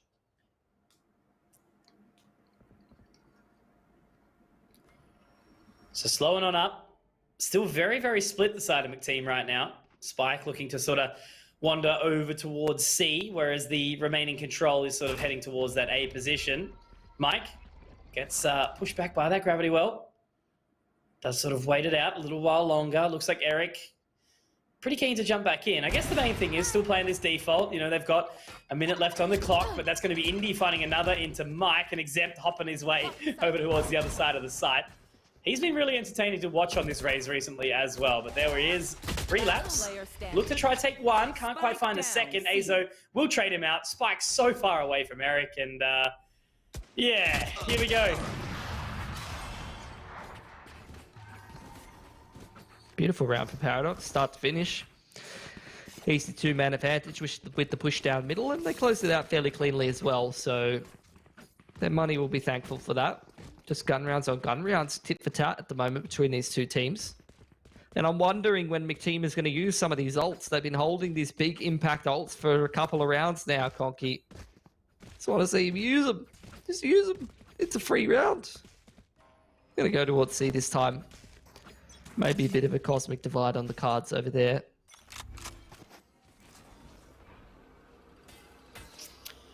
So clearing out long once more with the Aldrone. Does get a lot of information early on as well off that back of that Recon Bolt. Delusion. Good trade of information. That's a good use of the Cosmic Divide as well across the other side. It does lock off the flank at the exact same time. Pairs does pick up 1. Shane also good for 1 as well. Azo though does find the trade. And now that's a very good spike plant as well. Nice and open towards the other time.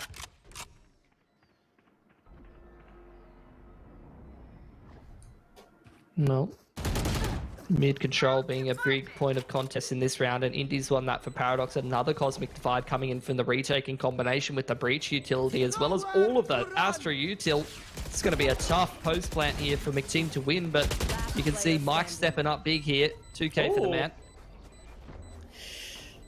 And now to that 1-on-2. What does Nation actually try to do here? Onto the other side. Great pre-fire onto Mike, but now he does tap onto the defuse. It should be Eric to find it. Ooh, a little bit shaky there, but he does get the shot in the end. So McTeam closing the gap.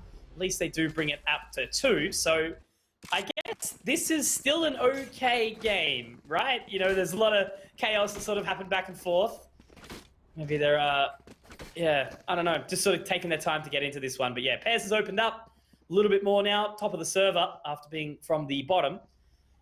And on the other side of Paradox, it looks like it's Indy still doing the damage. But yeah, yet to sort of see Nation, Exempt and stuff wake up now. This is, yeah, still continuing to be quite a varied comp. They clearly are trying to sort of find their comfort zone. Get out of my way. Yeah, I feel like this is a... Ooh, Pairs. There you go. What was he? I can't remember, like 0 for 4 or something like that. Man's definitely in his groove now. Love to see it. Finds the opener for McTeam, who are definitely evening up this score disadvantage. And I think we're going to have yet another close first half. teams trading map control at the moment as McTeam try to go towards C long. You saw Paradox tried to go for that mid control. Did pick up on the fact that they're going to have some contact towards C, so they put 2 players over there. Indy's on the flank, and I'd say that Paradox is well and truly ready for this play to come in towards C here. They can definitely defend this one. Absolutely, and somehow, some way, Delusion does actually manage to live on for a little while longer, but it's going to have to be Nation to try and drop pairs there. Shane, instead of 1 versus 2, they're actually going to try and hightail it out of there as well. Exempt just is on the other side of the lockdown, and it looks like we will have both members get away from that. So no detainees. They're actually going to start to rotate very quickly around as well. They're going to hear all these footsteps inside short. Nation just starts to walk. He's actually going to get the potential gravity well down in this position. Yes, he will. That's going to force the turret into an awkward situation. Nation, what a round. What a play on the estimation there. Yeah, it's gorgeous. That's the kind of player he is. He's a very cerebral player. He's excellent with his util. Plays several situations to perfection and puts Paradox into a 2-on-1 here. Oh, the lineup was almost there, but Paradox had that one locked down in the 2-on-1, and that's an excellent recovery. I think McTeam just taking too long to rotate back around to C. It was very readable from Paradox, and even though they're at a man deficit, they were in the perfect positions to deal with a round like that. Last round in the half. Okay, so another round sort of found towards by Paradox, despite McTeam getting some damage done. Here. Still 3 rounds for them to find to try and close this gap. Obviously, only the 1 left in the half as well. Paradox potentially at a point where they could look to find 8 and really solidify themselves on this defensive side, pushing forward on the offense. But look at what Azo's actually looking to do here. Is that the Rolling Thunder nice and early in towards this position down short? This could be a little awkward. Good opening pick from Mike, but traded by Indy. Not too bad. Gary control being contested now, and Nation doing what he does best, just locking down a portion of the map. He is the Sentinel player after all, supported very well by Azo. Excellent flashpoint to set him up for the 3rd there as well, and that round's just gone in the bin. Paradox, nice little resurgence towards the late part of the half, puts them up to an 8-4 scoreline, and I thought it was going to be a close half. I'd say that's an excellent little run there on the defense from Paradox, and now they move over to the attacking side. This is where you'd imagine they're probably just going to close this one out fairly straightforwardly, I would say.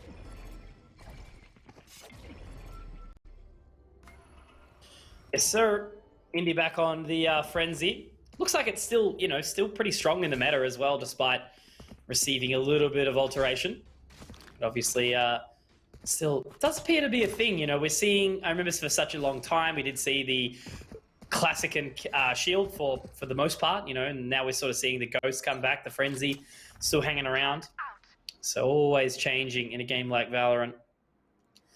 But looking like Paradox sort of want to get a bit of a wriggle on early towards this C site. Azo looking to take that control with the Roblox hands.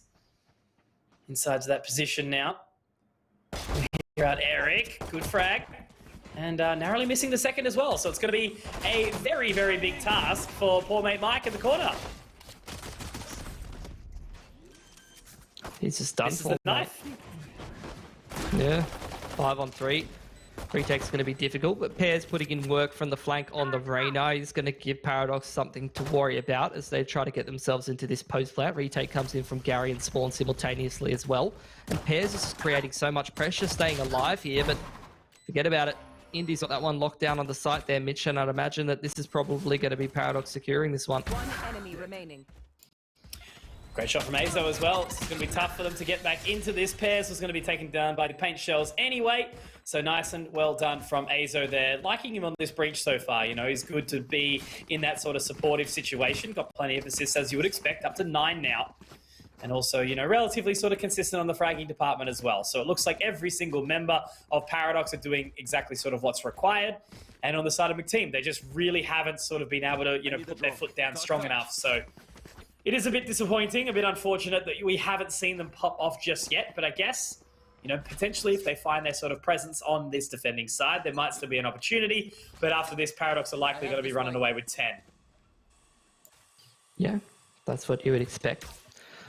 Triple push down C long gets McTeam a fair amount of info, but you can see Paradox well aware of it. They've taken that B site for free. They're going to send it through Acon and take control. I'm keen to see if they're just going to send it into the A site. No, Just going to set up a post plant in the safe part of the map over there. Drone goes through, trying to gather some info on if anyone's through their seek con there, but the majority of these players coming in on the flank here. Look at this clear. Unfortunately, not going to be able to find it. Nice refrag from Relapse. Exempt, getting some damage dealt to him as well by Mike. He's actually going to fall down, so this is some good damage that's being expended right now. Is this a winnable round? I probably don't think so. And now with Indy looking to peek up towards Tailwind to get away as well. And then onto the opposing side. They are going to lock them out the front of this side. Looks like Indy should be able to pick up another, but he's taking a lot of damage. There's not enough time, but at least they're going to do some really good sort of economic damage to this potential bonus round next. And, oh no! Is that going to be Delusion going down? Yes, it will be. So it was only Indy that lived on in that round. Does have the Vandal. But Mitch, I don't think their bonus is going to be looking too happy here. Nah, man. We've seen some real scuffed anti-ecos tonight, that's for sure. And that's another one of them. Just losing players right and left. Everyone being a little bit too disjointed. I think that round would have been a little cleaner if we didn't see a couple of Paradox players kind of fluff in the aim department. To be fair, maybe not necessarily the setup that was the problem as much, but after all said and done, it's the classic, we just won the round, now we're going to take an eco, which is something fairly unique to Valorant. Yeah. I still remember the best example of that was when I was playing a ranked game and we won a round, and it wasn't the bonus, like it wasn't around pistol or anything, but we fully won a round and the team didn't want to drop below 2k. It was like, man, what, we're saving after we've just won? And then I got abused for being the stupid one. So, hey, I'll take my step back. I don't have that big Valorant brain. It's true. It's true. I think I've just learned in life that I'll just assume I'm wrong, because that's usually the case. Either way, though, into the 4-on-4. Paradox definitely making this round quite competitive, even though they don't necessarily have the business doing it with the weaponry they went into this round with. Only one player on the rifle there. And this is a great position for Exempt. He can just cause so much havoc on the rotations and have so much impact here. And potentially it's a round-winning position for Paradox if they can get into the A site. And that's a big if when you see how deep in towards A sewer the Killjoy is. But they're just putting pressure on A and they're controlling the rotation. Forget about it. That was not it. That was definitely not it. Have to pick up the pace now and sort of, try and gather that location towards the C site. And Pears is there with the Vandal. Going to be ready for it. Here's all the footsteps. Mike is in location. Front and center. And he can pick up 3 very happily here. Should even pick up a 4th as well. But it's going to be Pears to swing out and take that one off of him. So 5 rounds now for McTeam. And as you said, right, a really poor counter eco in the previous round for Paradox means that they basically have to take some sort of really awkward save rounds. Yeah. But luckily now, I guess they're happy to sort of take the L and move forward with the Vandals into the next round. Yeah, that was a classic case of the perfect read and the worst aim possible from Paradox. That could have been them probably just winning the game right there and then. Either they've got a bit of a tougher task now as they go into a bye, as you said, but now McTeam's got about 2+ K in the bank on 4 of their players. So their economy is looking a little better than it might have. Contact towards long. Surely Pears doesn't have the timing here. The raw adjustment's not good enough from the man, and Nations earned Paradox a 1-man advantage with the Astra in the position that I would expect to see her in when I first saw this Agent's kit, and the fact that she could do it from anywhere on the map, which is just the 1-4 with the Astra lurking on the outside of that, very beautiful for the execute. Oh, that's beautiful from Shane and Mike, who pushes into long. Well done. It's on to the remaining members now, Vazo and Indy, to sort of step up to the plate, and that's exactly what they're going to be able to do here. Looks like Relapse is not sort of too far away, but does he go for the peak, or does he wait for his teammate in Mike to sort of come and join him? Looks like Indy does try to find some additional control as best as they can, but they're actually, looking to clear out the CT position here. How do they sort of approach this one? Waiting just now for Mike to sort of get towards that position. They could potentially even try and find the frag.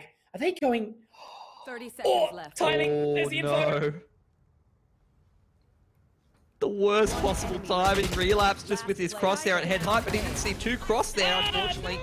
Mike's in the perfect position. That was a game of seconds there. I love the approach from Paradox. Don't need to rush the plant. Just inform your decision-making. Go hold hands together. and more often than not, you'll win the round, but that was not the right round for it, I guess, unfortunately. The right concept, just applied incorrectly. I think similar to what I was saying from Paradox as well. Usually the right read, the execution maybe not quite on point there, and that's going to be McTeam picking up another round. Not to mention the fact that if they can close out this one fairly cleanly, their economy is going to thank them for it, and they're, at that point, down 10-7, but with the economy to continue this comeback train. Let's see how Paradox go picking up the pace into the C side though, Mitch. Moving straight on in, Indy should be able to spot out Mike, but unfortunately it's not quite good enough. The paint shells will at least be able to get the trade.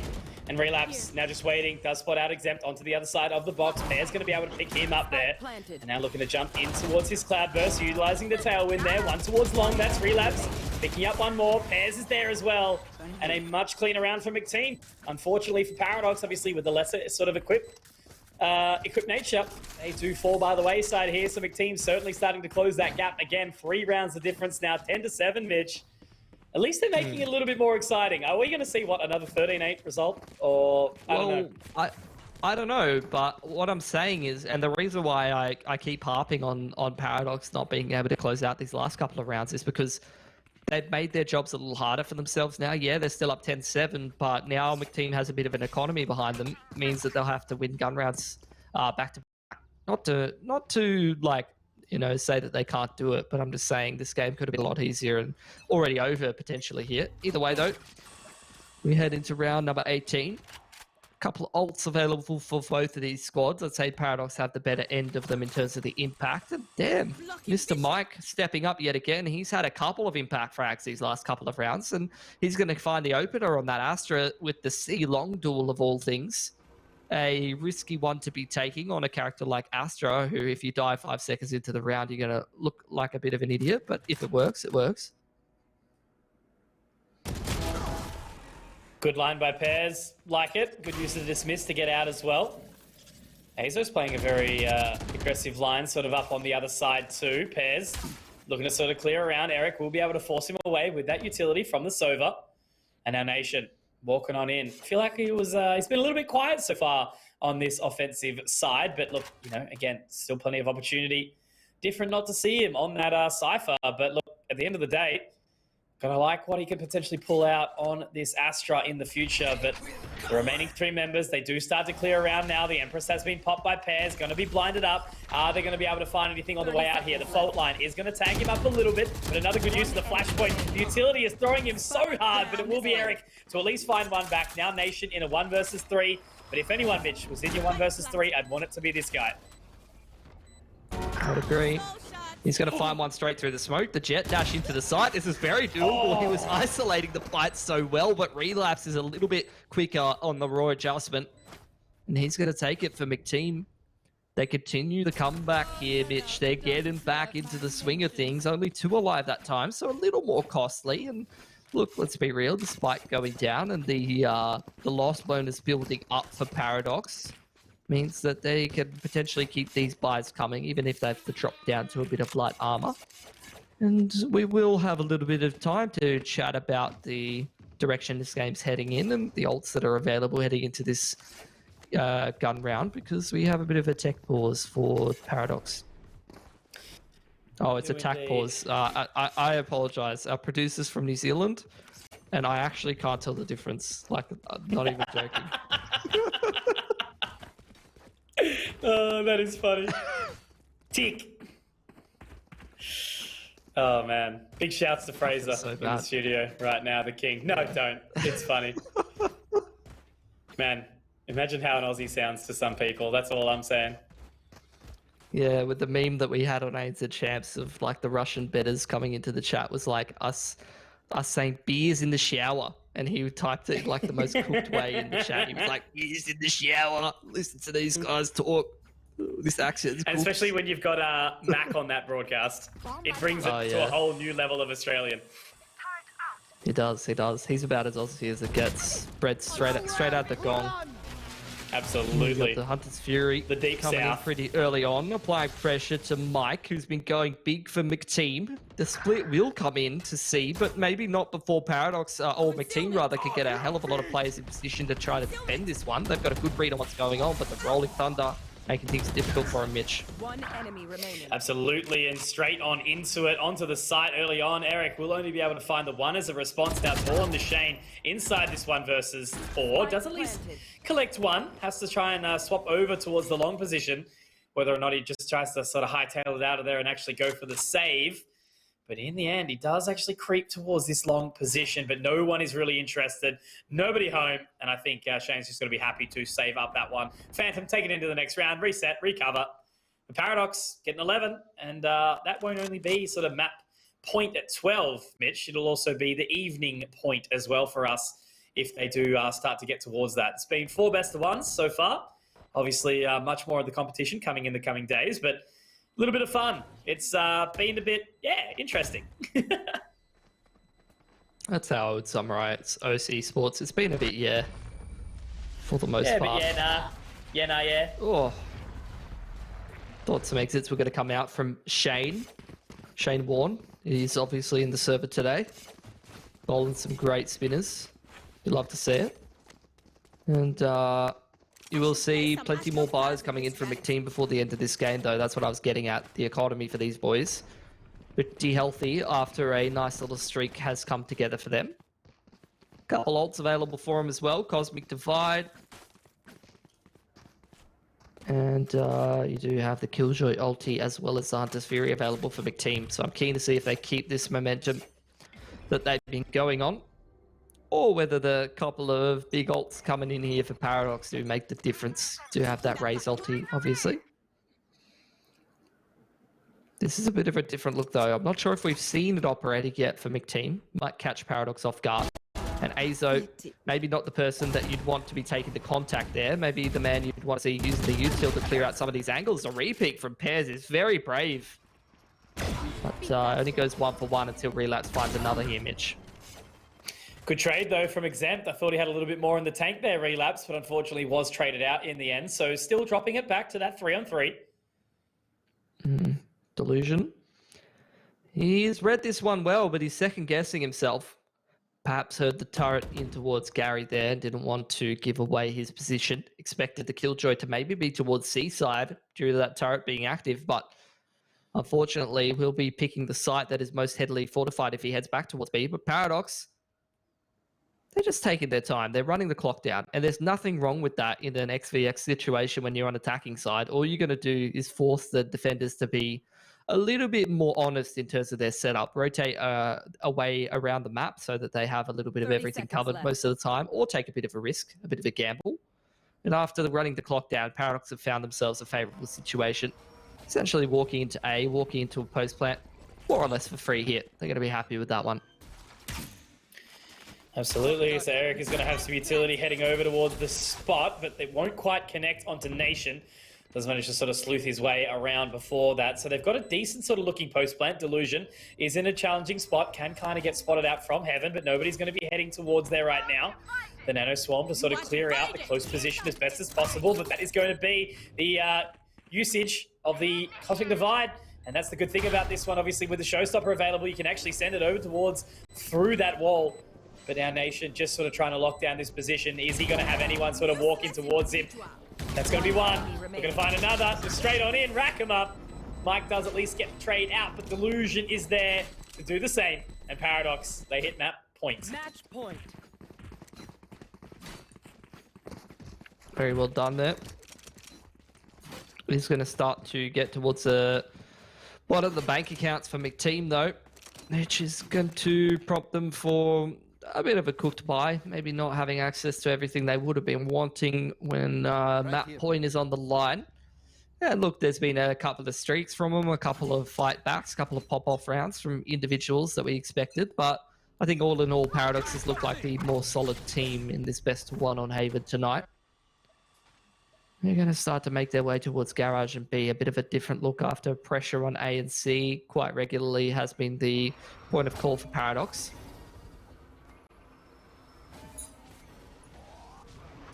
So sending that our drone in, trying to gather all the information. It's do or die right now for these teams. 3 members for McTeam sitting over towards that C site. Relapse trying to find something, but will be dismantled there by Indy. McShane will be able to at least get the trade.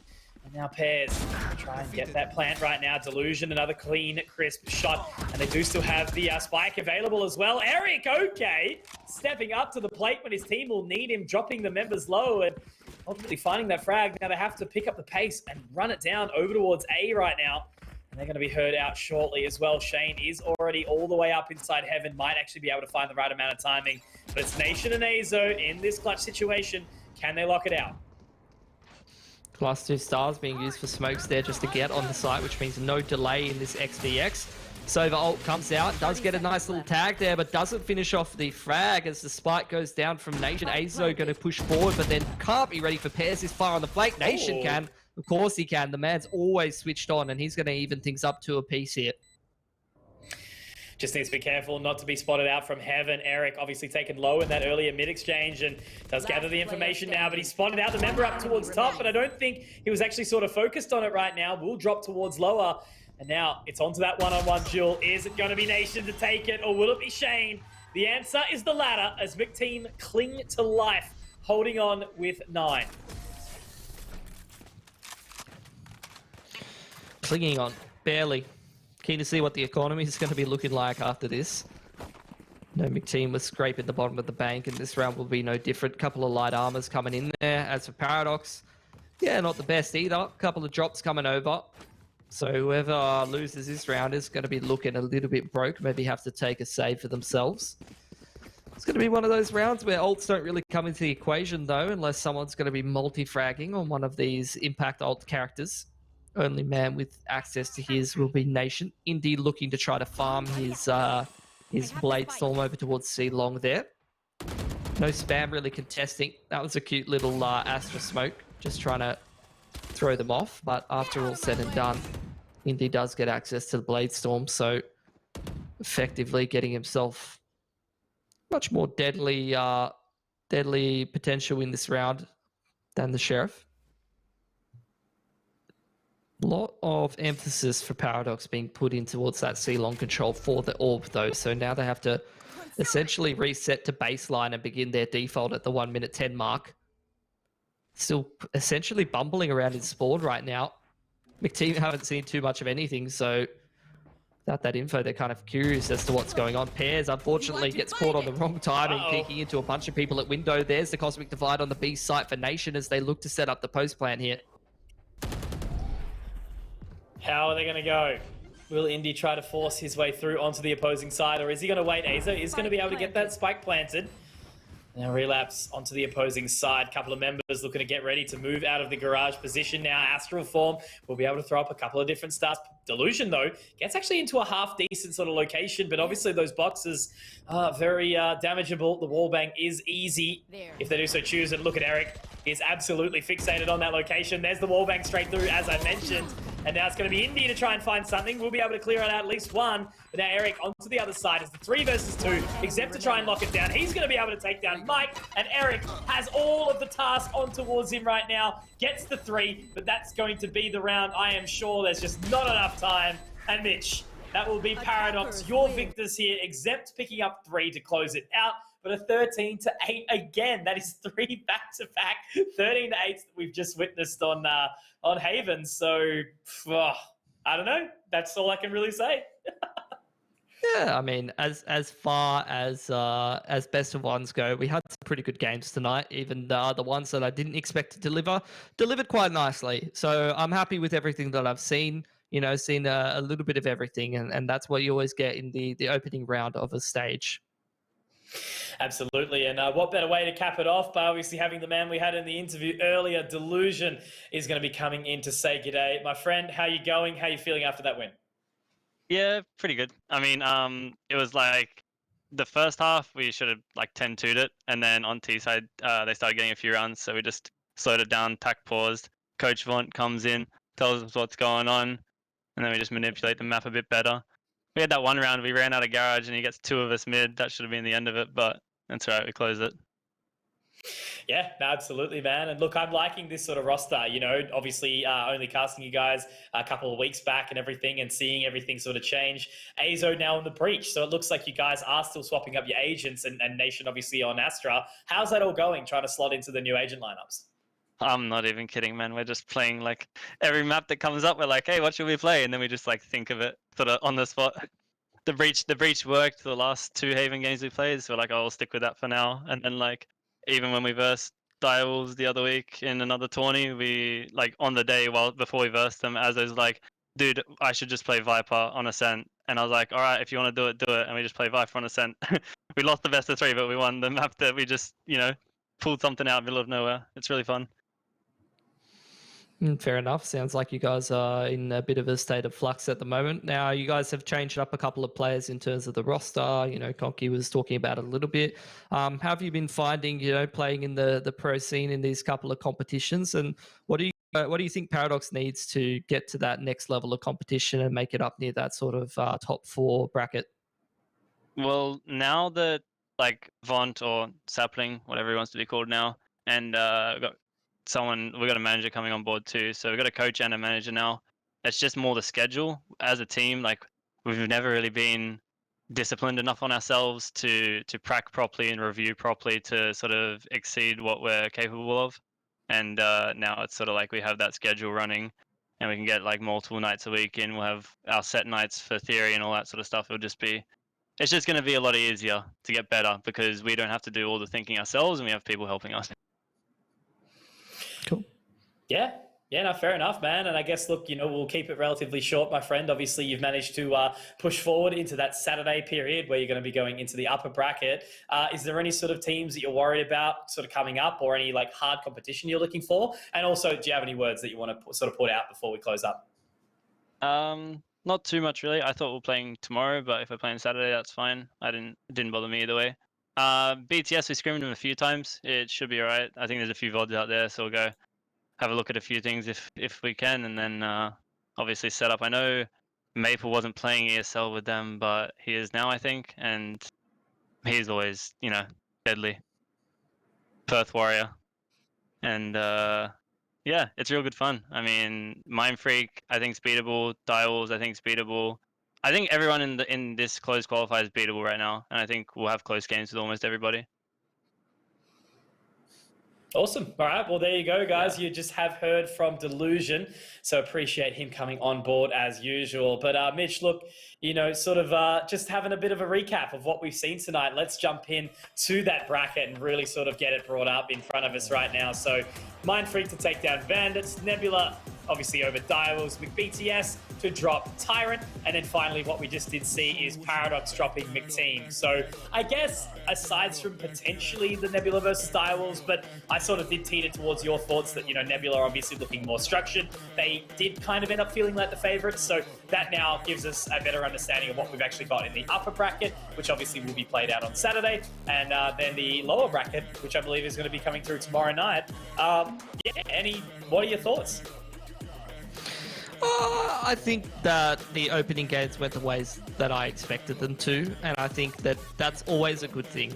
What you want from every quality competition is actually, people get so excited about the upsets, but for me, I like it when the competition goes the way that it's meant to go, because what it basically means is you get a better quality competition as you head deeper and deeper into it, and we're getting closer towards these qualification games, so these upper bracket matches should be pretty spicy to see who qualifies through to that next stage, and I know they're all going to be relatively exciting, and I'm looking forward to seeing them.